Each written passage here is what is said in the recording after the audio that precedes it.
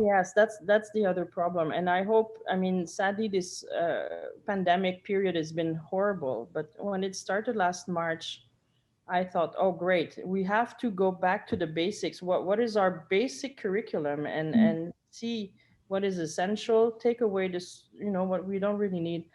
Sadly, not many countries and school system have done that. They're doing it now because we're in a second wave, Mm. and we know critical thinking. I mean, it's as you're saying, it's being put on the back shelf, but it's actually fundamental, especially when we look at what's happening in the world today, the crises that we're facing, pandemics, environment, Mm. uh, inequality of resources.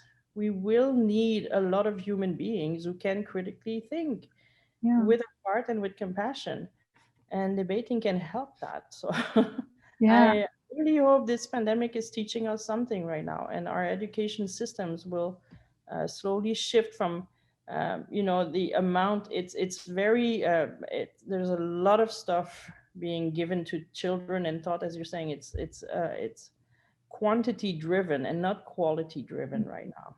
Yeah. I don't think you need to go like for me. I went to the first year of Dura. It's like I just played with the colors and stuff, and Mm. yet I won't debate on emptiness. I'm not this, but that was enough to grasp the process. The Yeah. process is the same. So Yeah. that's the beauty of this. Whether you debate on something this big or something enormous or highly complex, the Mm. process is the same. Yeah. So once you've understood it, it's a matter of practicing and applying more and more complexity to it or different situation and see how it works. So it's kind of beautiful in that way. Exactly. And Mm. that's the important bit. So again, it will sound a little cheesy. It's not the outcome; it's the process. Yeah. Uh, So that's what you have to study and understand.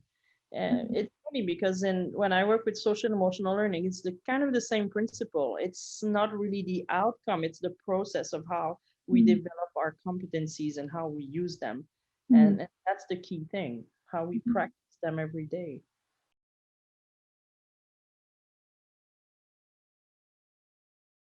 What's the main difference in learning studies? The Western educations now, people for the teachers emphasize try to understand the meanings, not much focus on the memorize.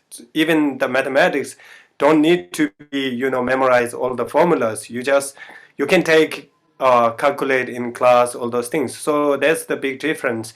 In Eastern education, still people lots of used to memorize and root text, all these things. I can see certainly one is the different context, definitely, and other other thing is also maybe the like especially the science is important. It is you have to know where you apply this, the study all these things. So that's the one of the difference. Another also is the still, even though nowadays there is also that including the monasteries, still we are lots of things going to involving to studying, but not as busy or many multi task in the US study. So student is in US, you have to very good skill to the multitask. You have to take many different subject at the same day or something like that. That's I feel like. Yeah, I don't know. It's a the whole people, the whole the debate systems, they're going to like where we are debating the Buddhist philosophy to apply to that method to the other topics, Western like science and others. I don't know how it works, but definitely they will see some real advantages if they really adopt to our method of a technique. For example, this is the whole point that's amongst where we are learning science, because we are trying to some sort of scientific method, trying to find good things, where how to fit where we are learning to effective ways. At the same time, we also try to offer some of way we are using philosophical technique to scientists. for example, in the physics and the Western philosophy, easiest way so we can think about Western philosophy and physics also lots of thought experiment, all these things. So it's really important to thought experiment is really some sort of similar that we have seen usually in our courtyard when we are debating Buddhist philosophy. They have also lots of thought experiment, and we don't have that real the physical object to the experiment, but we have some sort of experiment that the own ways. So that's the sense is they have a really good chances, or they I mean they will get lots of beneficial if they really adopt to the some of our techniques. And also one of the very unique thing is when we are debating the certain topics, and then that's two features. One thing is you have to sort of like this is the I think it's a one of the reason is lots of the Buddhist texts is not the all the famous Buddhist texts is now available all the many languages, and people study it's now available almost everywhere, those who are interested. But the debate is still not transformed to the other languages except then Tibetan still. The one of the reasons that the when we are debating is we are very systematic language to use. Those people who are thinking how to most people trying to copy exactly. So that's the one of the very difficulty because the languages and cultures are so different. I think it's you have to try to start sort of kind of um, take the main idea, but you have to add some Start from other scratch. element. You can Yeah, say. and other element is depend on the culture, and it depend on the the background how to sweep it well. So it's a sort of you have to really new invention because the Tibetan itself is origin from India, but when the Tibetan comes to Tibet is the way we are using Tibet right now is invented some of Tibetan scholar Chavachuk Senge, I think it's 12th century, no, it's a 12th 11th, maybe. Yeah. 11th century, 11th something like century, that. maybe. Yeah. But and he kind of invented lots of things, and the not there's lots of supporting languages and also techniques. So So what would you? um, yeah, what I'm saying is you don't need to be exactly coffee. You have to kind of sort of element, and you have to invent it, and whatever suitable way. And one of things is things always when we starting is there's only few people, then but then regular use, and then somehow will establish those who are interested. So it's one of thing is I don't know how to prevention, right? Mhm. Prevention is a prevention, chaba. Pervasion. Yeah, prevention. The prevention system is sometimes very hard to see Western philosophy. So it's a Western philosophy they call like inductive and deductive. Those so I was thinking one way is how to use those the logics inductive and deductives, but we don't see there's some sort of prevention, and then that's a really important thing is so in order to the disprove all false statement, your false statement from person who are challenging. So those kind of elements you need to preserve. Otherwise, not going to be fruitful. If you are working, if you are going on, they will find on the way you can find some way within your experience that the sometimes the knowledge is it's accumulated, not Mhm. you won't get all things at the first place or first time.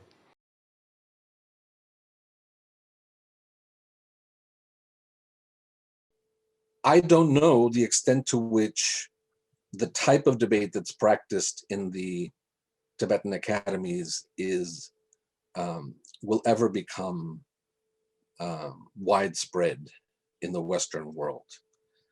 If it is, I think it'll probably be adapted by those who are trained originally in Tibetan monastic debate as a method for studying Tibetan texts.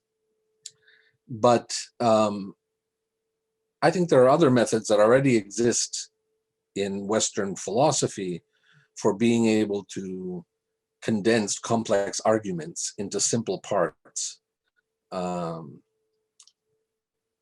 have to do with Western logic. And there are people who currently use this. I mean, analytical philosophers work with kind of very condensed formulations of arguments. They try to break it down into its fundamental parts and see the relationship of those parts. So I think part of it is just the fact that the Western tradition has developed its own form of very stylized, condensed argumentation. And maybe I'm wrong, but I don't see that Tibetan debate is really going to be adopted very widely, in part because some of those methods already exist in the West, and in part because it really requires a lot of training, and it's mostly a tradition for oral argumentation. Right. Whereas in the West, since so much of our emphasis is on the written form, the translation of those oral arguments into written form is not that straightforward.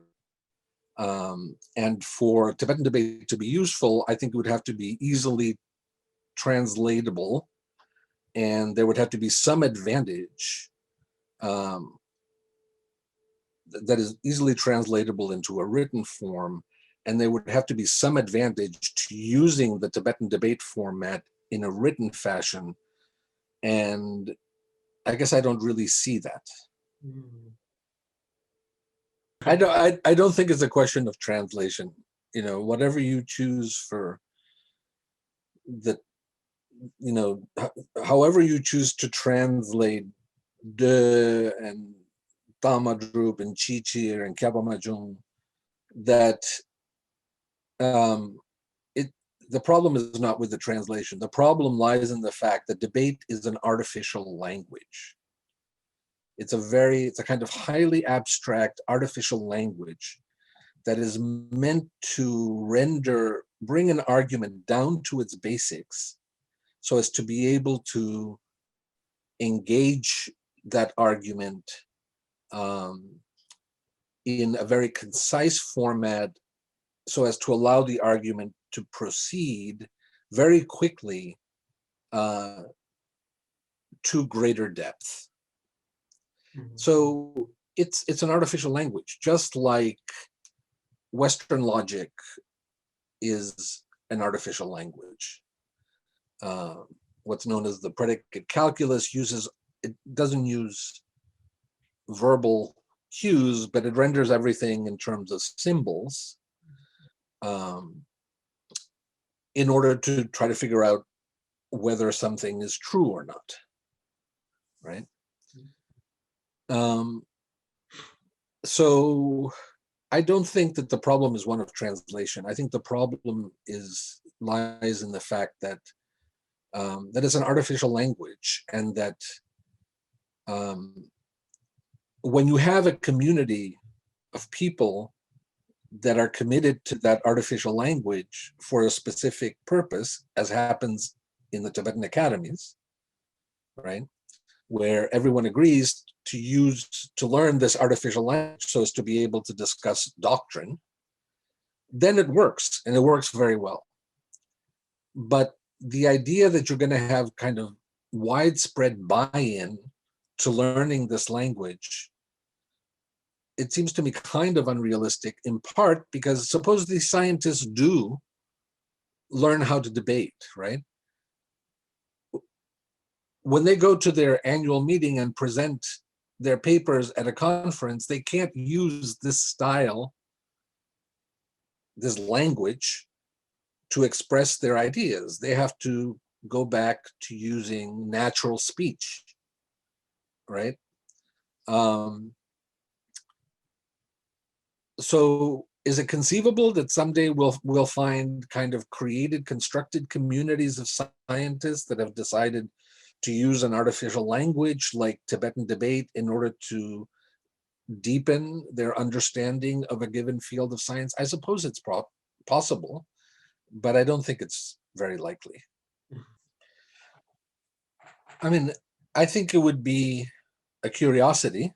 I think it might open scientists' eyes as to the way that Tibetan monastics study doctrine and philosophy. But apart from that, I think it wouldn't be very useful. I think it would actually be a lot easier simply to use natural speech rather than debate speech. Sure. To engage in fruitful dialogues.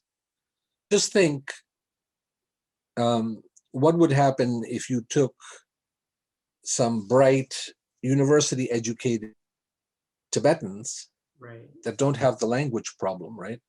And you gave them a crash course on debate, spend one day teaching them the rules of debate, and then try to have a very advanced discussion about any topic, right? About, I mean, it could be a scientific topic, or it could be a political topic. Debate only really works well once you've mastered the format of debate. That takes quite a bit of time, you know. So by the time it does that, I mean, I think it would take much longer. Maybe not, another way to put this is to say that there is no such thing as a crash course in debate.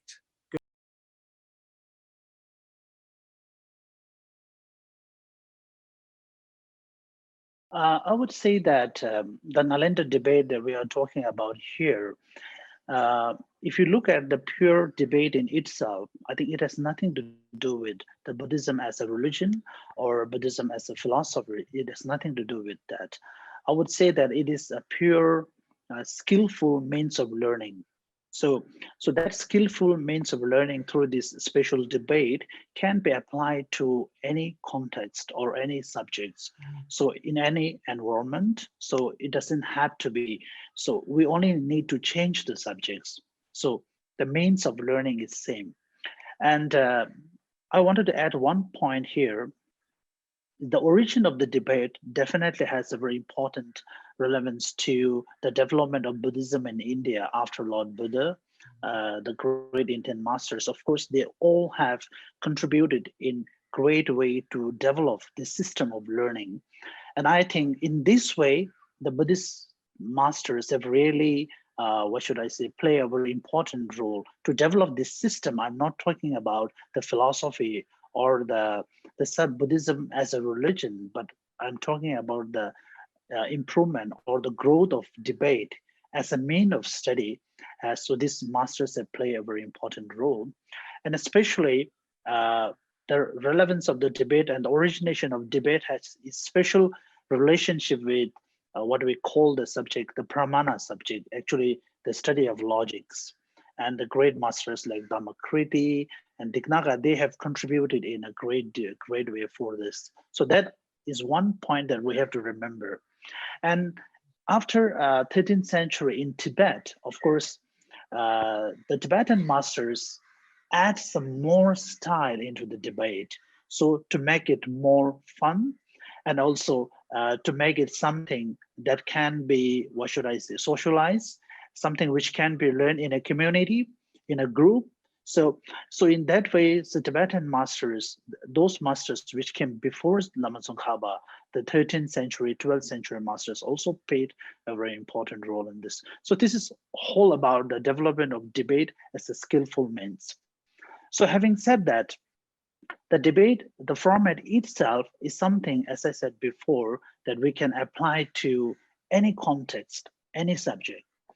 So the best example that I've seen over the years as the monks in the great learning centers like Samarkand and Dribung here in India started learning the science about 10 years ago. And a few years ago, they started to debate science. So the science here is, I'm talking about the Western or the modern science. So they're talking about physics, they're talking about the gravitational forces, they're talking about the all the science items, the science things, and debate entirely in a religious, or what we as we debate normally in the monastery. And His Holiness was also there at that time, and it was something amazing. And in this way, they can analyze further to train and to know much more deeper meaning of each and everything. For example, what is the definition of water? What is the definition of heat? So when we studied debate, we started with learning definitions. And definition here is not just explaining some features of that phenomena. It's about explaining all the characteristics of that subject that can be applied to everything that is related to it. So learning definition is one thing. And then when you study debate, usually I think there's two ways we can think about it. First, when you as the person who asks the questions, who start the debate, and when you as a person who answer that. So there are two ways to think that. I have seen that when you as a person started asking questions, so as soon as you started to ask the questions about any topic, so you're trying to make sure that the one who answers, you're trying to deceive him in some way sometimes, and try to find mistakes in his answering through different rounds, so that in this way it's very tricky at the same time. So you're debating, and at the same time your mind, the process has been going very quickly in your brain, in science what we say, and so a lot of multitaskings are going on. As you're saying something now, so your mind is already preparing for what you are going to say for the next things to against that point. So it's not like debate is not like you prepare everything from your home and then you present it. It's not like that. It's not like a published paper or a written matter that you just read it, Right. just present it. It's not like that. I think this is really very relevant, and that can be definitely done. In this modern world, it's not about the Western academy students or the classrooms, even in monasteries and everywhere. There are two things that actually makes us possible to study in depth or do any research or anything. The first is the require of a good attentive mind, and second is to drive away the distractions. So how to not have any distractions while you're studying. So in this modern world, if you look at from a very plain way, I feel that people think that when we speak about attentions, so we always feel that attention only comes when you are living in a quiet and isolated place.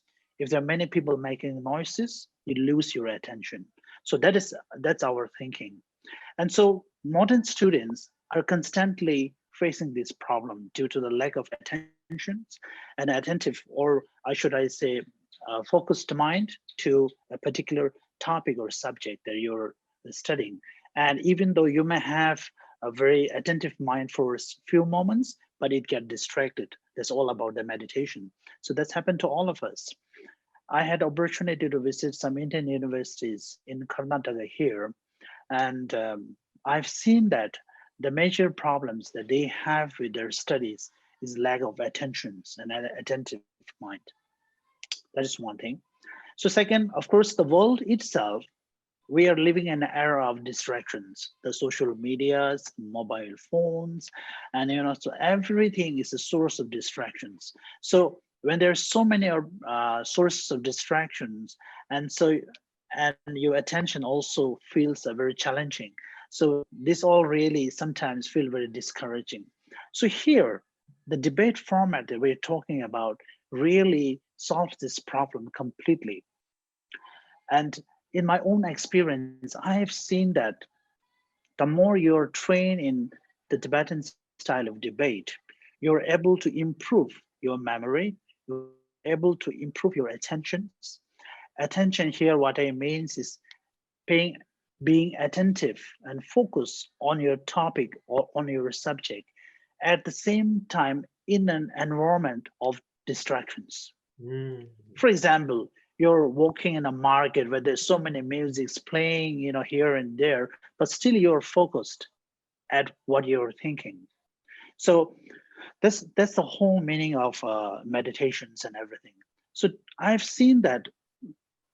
First, actually, I'm not very much aware about, previously, I'm not very much aware about this attention and its importance.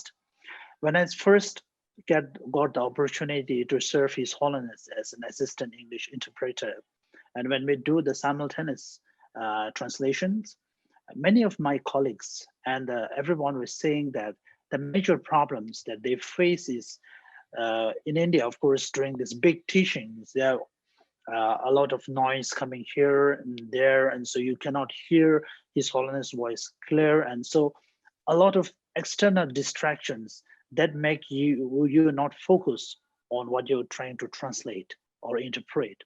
And so the first day of my translations, I found that that was not the main challenge for me. So gradually I came to realize that having trained to debate in Tibetan style, where we debate in a very noisy environment, in a debate courtyard, where you stand, when we debate 101, so there maybe not more than 1 meter gap.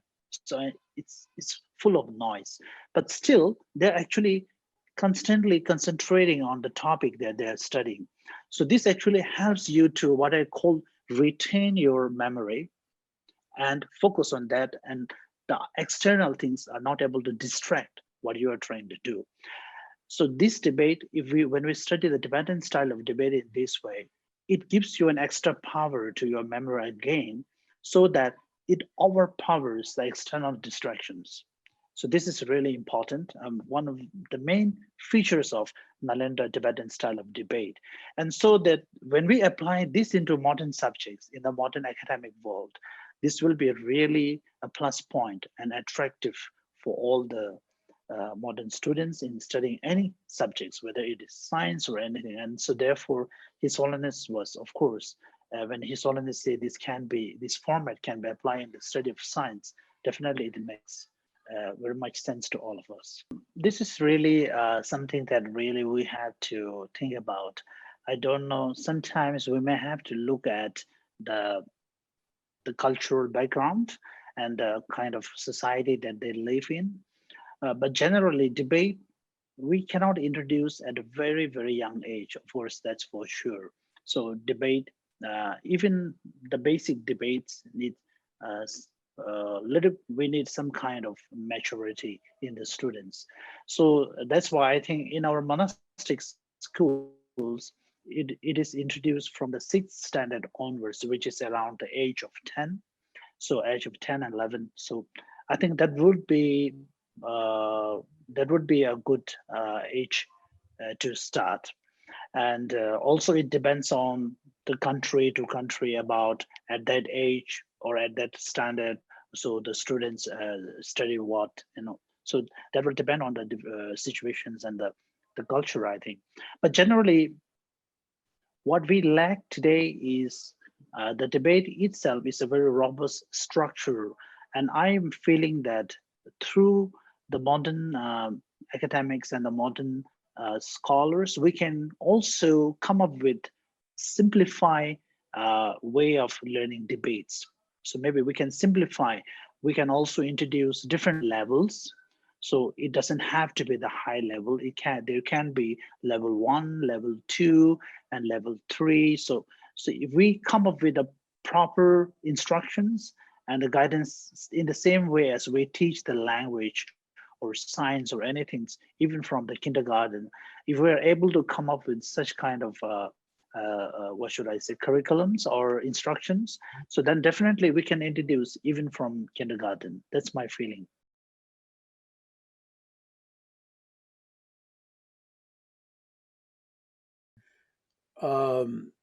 Tibetans children often learn how to debate when they're very young, Yes. and they're not given dumbass things to study. They're given really interesting things. And some Tibetan children really turn on and do very interesting things with debate.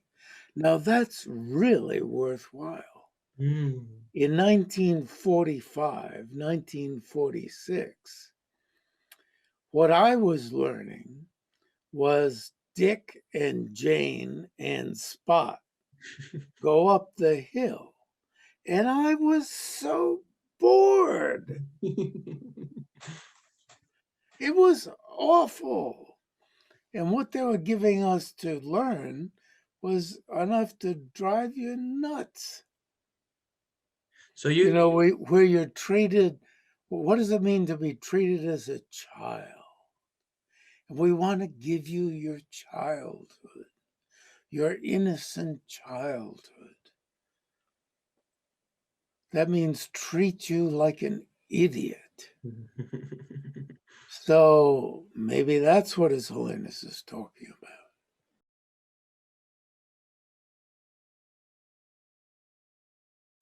Yeah, so that's His Holiness is right, and the debate will become like a most important tool in class and for especially for scientists and some people who are working for more academic. So what I see is we can use the debate in class, right? So especially for in the class, what I have experienced is right now I am teaching science sometimes English, right? So in the class I'm using the the tool of debate, right?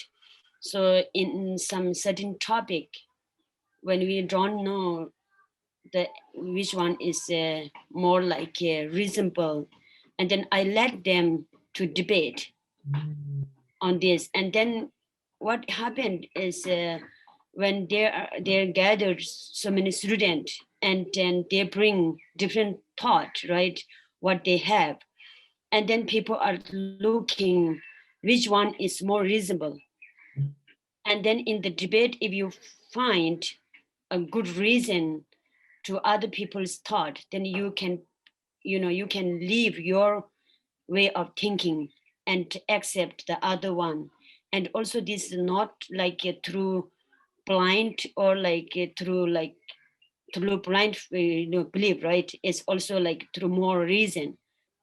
Mostly I saw the differences between like college study, like the Western, right? I can say Western sure. way of studying and Tibetan. I cannot say Tibetan, but the monastic way of study is the difference is the monastic study is more based on mind or like or is brain. We used pretty much our mind and brain to think and to analyze and to looking for the reason through spending lots of time with arguing and with I think the most we are using mind. And then in Western study kind of way of study is using most of like a physical, right? And for a class, for example, instead of we are here we are debate is spending 2 hours and 4 hours per day for debate, right? For seeking the reason and then truth. And in the United States, people are spending a lot of time to writing a lot of assignment, right, and read book and copy and this sort of like copying what information from this book and what information from this book, and they are not spending that much time to find by themselves, and they are pretty much like finding someone's idea or like for example, cell, right? For cell, what is the cell? Then this from this book is the definition is this, and from this book is the definition is this, and then what is the truth is they are not arguing. So here is we find like, the definition of something is this professor said this, and this scholar said this. Then bring these two together, and then we are arguing, right? Which one is truth? Then in the Western style of study, I didn't see this one. I don't see this one. They are bringing different thought, but at the end, they are not. How to say? They are not finding which one is right, and it could be both are false or not, like incorrect. It could be correct both side, but they are not investigating like more deeply. So this I saw these differences. But I see the only 2 years, but I cannot say this is their way of learning, but this is my experience within 2 years, right? Yeah, if we think about the history of Tibetan education for the lay people, right? For generals, like kind of education is a very kind of very poor. It's a very short-term history, right? Like I think over 50 or 40 years history. So within this history, His Holiness requested to so many times to the exile government runner, we have to give debate education to like a regular student. But for many years, they couldn't handle this precious advice. But I think 4 or 5 years ago, they started to give debate education to all like a local student. So from age, I think it's from some schools start from age 5, 5th grade, some from 6th grade. But through my experience, what I see is the best time to give the debate education is around like teenager. The year like 18, 17, 18, 17, and 16, because when we get into like age 16, 17, most student has the ability to like interest to find new things. So at that age, if we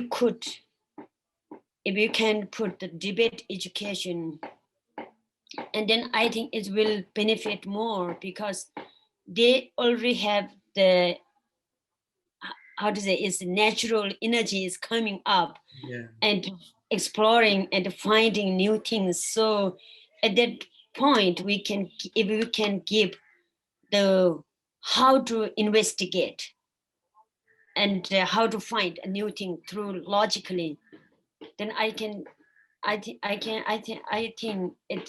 it can affect it more, and also it will help students to learn to know more about the debate, like teenager time. One thing, Losandela, I want to say like about the it's related the before question, the previous question.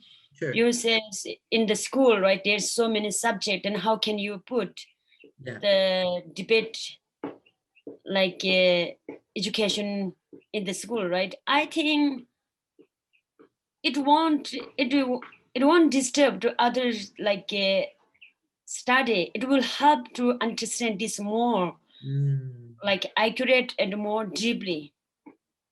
So that's why it's not, I think from the beginning it kind of like it's new, it's a kind of new method, so it seems too strange, right? But when you use to it, it will not disturb to other curriculum.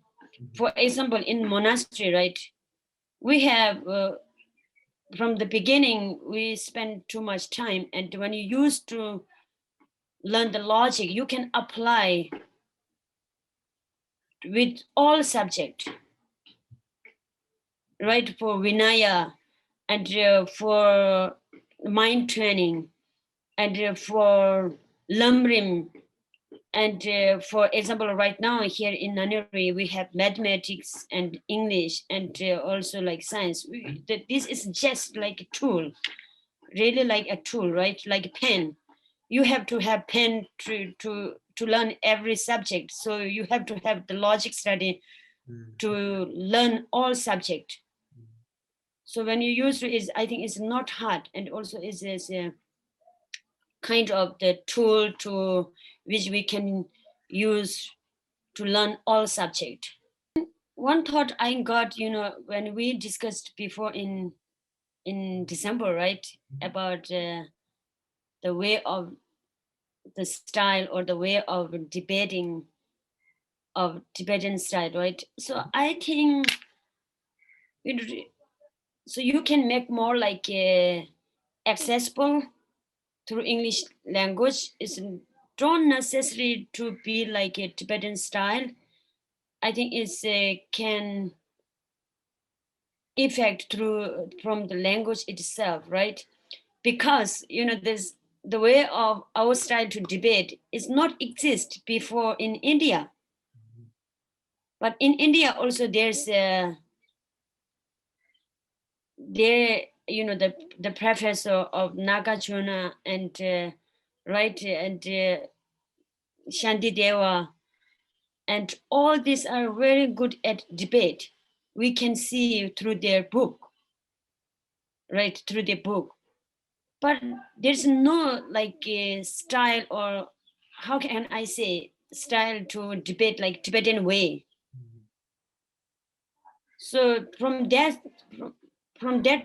understanding, you can also create some more influential debate style which fit in your language, which fit with English. You don't need like I think create what we have is Jacob, Chokchu, Jacob, Dokyo, and then that style is, I think, is hard to bring in English, right? Yes, yes. And so that's why I think you can discuss with people and then study, and then you can create a new way of debate in English.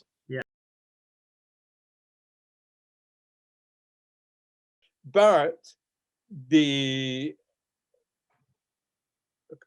consequence of that is that it's not obvious to me how Tibetan debate could be transposed outside of its context. Now, could you have Tibetan debating club in university? Yeah, sure, why not? I don't know how you would do it, but that's not, I don't see that as being impossible.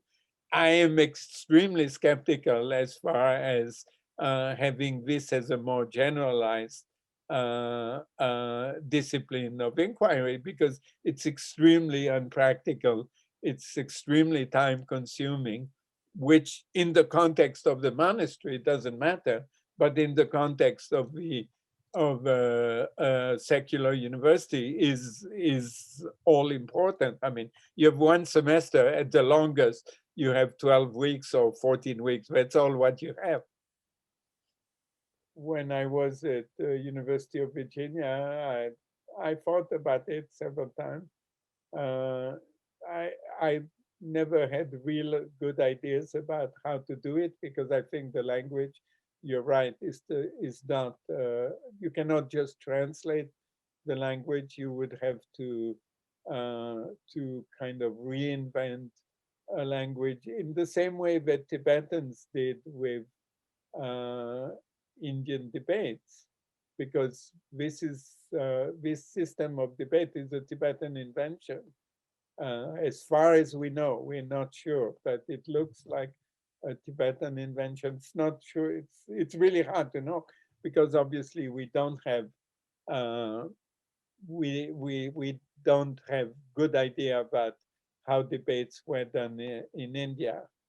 But the particular format with this number of limited answers and so on. I have never seen them in any Indian text.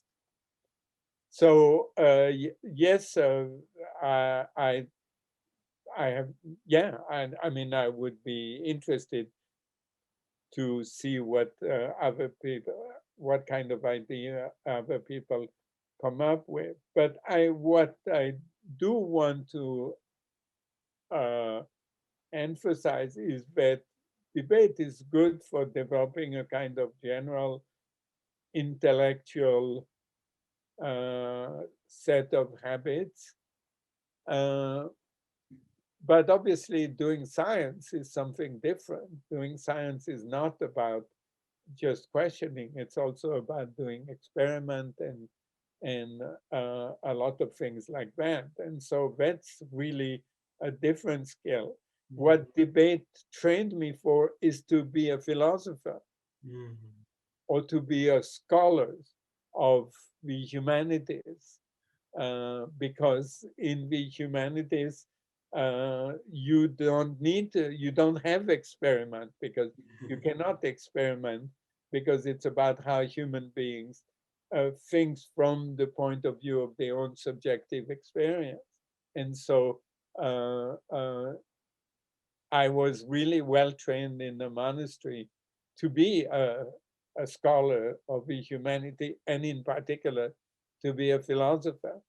That's what the training was good for. So I think, can people benefit from that? Yes, sure, absolutely. In the same way that they can benefit from a really rigorous philosophy class, which helped them to really develop this kind of skill. And I think for scientists, learning philosophy is particularly important, because I think often scientists are under the delusion that the term that they use in the inquiry is kind of neutral, and then they can use a bunch of terms without making a critical inquiry about the meaning of the term and the history of the term and so on. I am particularly interested in cognitive science because of my interest in Buddhist views about the mind. And in the cognitive science literature, it's come all the time that people use terms without really being critical enough about what this term means, as if these terms could be operationalized without that kind of inquiry. So I think this kind of training is really useful, but obviously it's not what scientists do.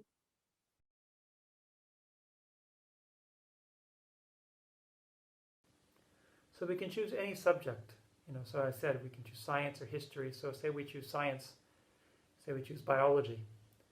Then we can, within biology, we can have a debate. There are some more simple debates that are just involve going through what we call the outlines.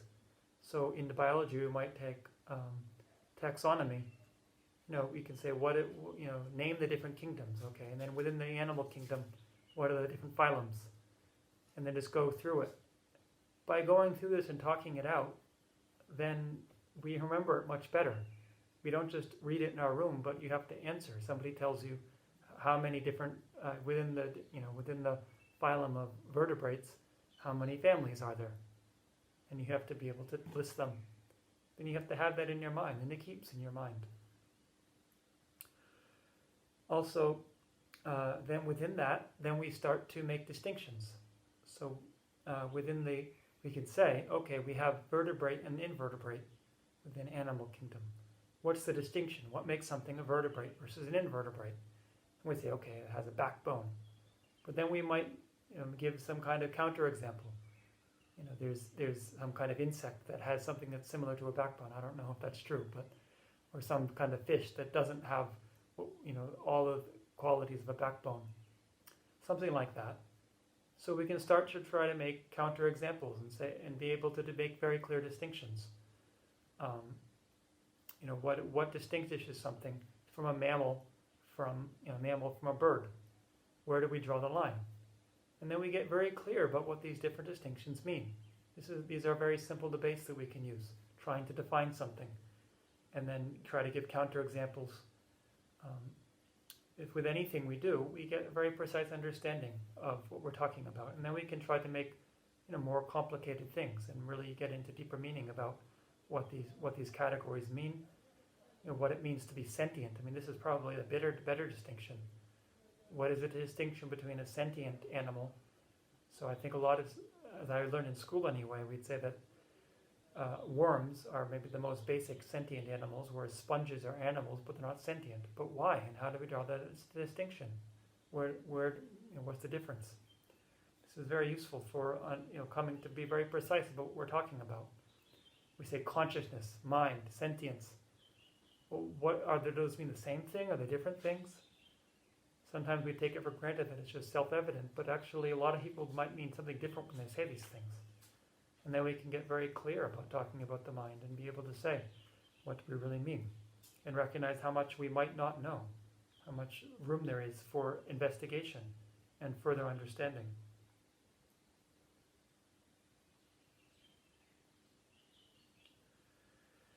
So I think also that one of the questions was a difference between the Tibetan education and the Western education. So one thing I'd say is that in Tibetan education, it's very confrontational.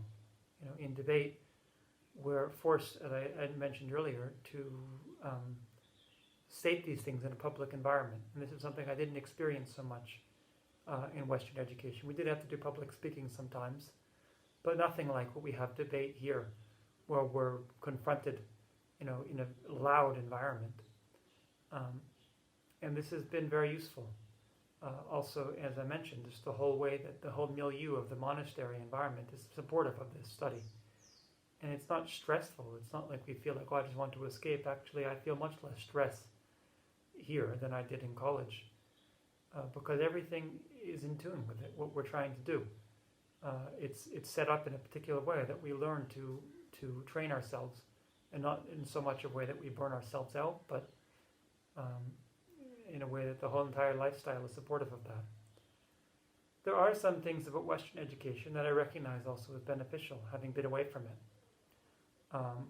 The ability to take notes and to be organized in that way is something that I recognize I have an advantage of over my Tibetan classmates. And also in terms of, I think in the West we have to learn to write coherent essays and make presentations. So in debate we're presenting in a particular style, but in terms of, for example, right now I've been talking for about half an hour, and hopefully it's been quite coherent. But I think actually for a lot of my Tibetan classmates this will be difficult. In debate we learn to speak in a particular focused way, but it's often a bit choppy, we might say. You go back and forth. You don't just speak about one thing for an extended period of time.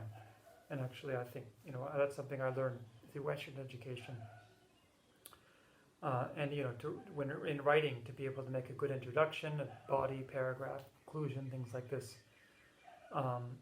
Debate is much more focused on particular issues, but for a lot of in the system anyway, it's not taught specifically how to write something that's coherent from the beginning to end. Some Tibetans, of course, are very good at this, but I'm not sure how they learn it because it's not part of the system, and a lot of my classmates, again, I recognize don't learn that very well. And something I really appreciate in Western education is how a lot of us might disagree with this, but I think Western education caters to remedial students, meaning that if someone is having a hard time, they're given special attention. Again, this doesn't always happen, but there is a precedent for this. Whereas I've noticed in Tibetan education, there is a bit of an issue that that really is geared towards the people who are doing very well. They get a lot of attention. Whereas the ones who are not doing so well often just kind of get left behind. I think that's not something to do with debate in any way per se. It's just, I think, maybe a style of education that's not as developed. In the Western education has gone through a lot of changes, whereas Tibetan education is very much similar, I think, to how it was 200-300 years ago. which in the West probably was very similar. 200 or 300 years ago in the West, there wasn't a lot of help for people who were struggling. That's a very new idea, that we reach out to people who are struggling, and so I think that's something that we need to combine that with this traditional system and recognize how both of these approaches are helpful.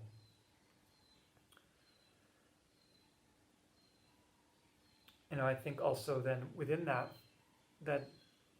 I don't know if this is the distinction between Eastern education and Western education, or again modern education and pre-modern education, but in the West there's a lot of emphasis on making things user-friendly, and instructions that are, we say have all these books like such and such for dummies, which is very useful because then somebody who doesn't know something can get the main points, and it helps them to. It's very pedagogical, we say.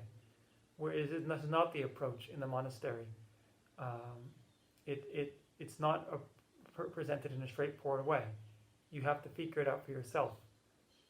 And somebody once told me this is similar to the way that martial arts are taught traditionally. And I don't know if this is true because I didn't really get much training in that. But that where the teacher will just do something and say, now follow me and do it yourself, as opposed to trying to show you specifically, okay, now do this movement, and walking you through it step by step.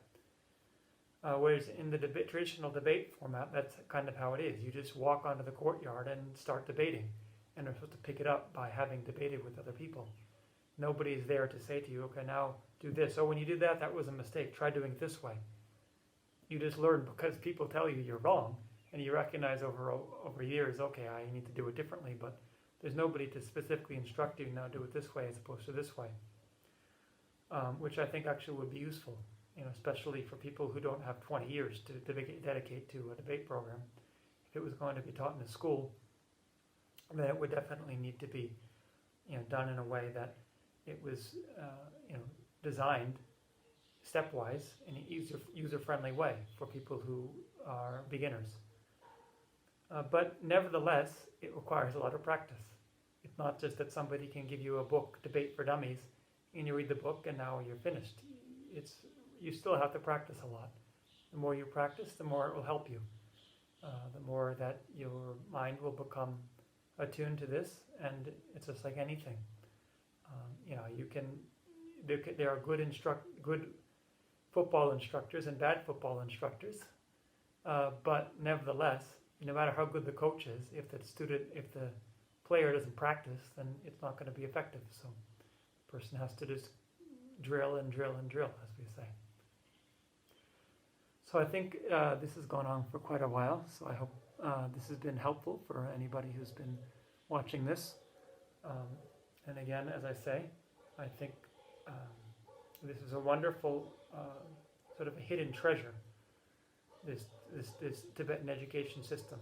It's very different from the Western education system, both in sort of terms of the style and the content. The style of debate is something that is exceptional, and we really could benefit from it in the West. And the content is different because we're studying about the mind and how to apply this ultimately to achieve enlightenment. So debate doesn't have to be about that. Those are two different things.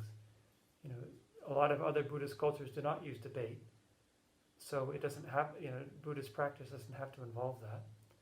And then the style of debate, doesn't have to only be for Buddhist practice. But these are both things, both the style and the content are things that could really benefit us in the West. The style of debate and the content of looking at one's own mind and training for enlightenment.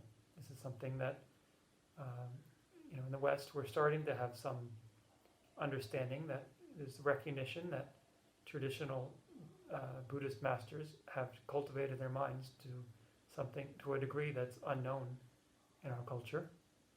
But there's still questions. What does it really mean? Is the traditional understanding of enlightenment, is this just some kind of fantasy? It's just kind of religious belief that people have. And there's a lot of debate about that point even in Western culture. But I think, from having been here for many years now in the monastery, I still feel I still, after having been here and seeing many people, and not everyone in the monastery is enlightened by any means, but I still feel that there's something very unique here.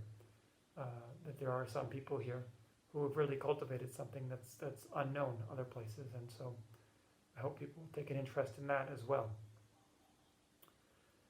So thank you very much.